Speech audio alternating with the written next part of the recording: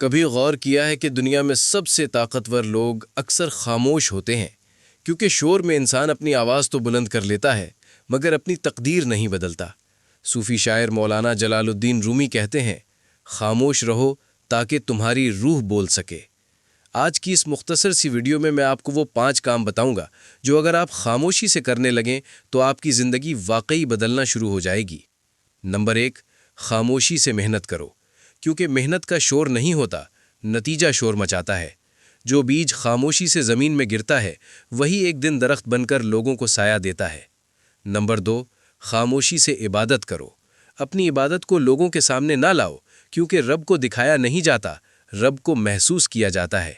رومی کہتے ہیں، تمہاری روح کو وہی سکون دے سکتا ہے جس نے روح کو پیدا کیا ہے۔ نمبر 3، خاموشی سے صدقہ دیا کرو۔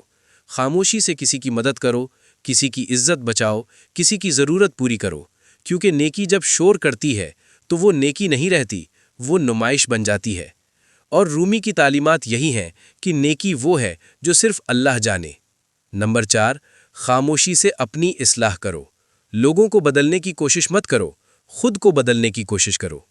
نمبر 5، خاموشی سے برداشت کرو۔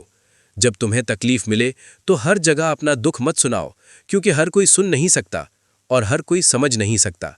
رومی کہتے ہیں، زخم وہ جگہ ہے جہاں سے روشنی تمہارے اندر داخل ہوتی ہے۔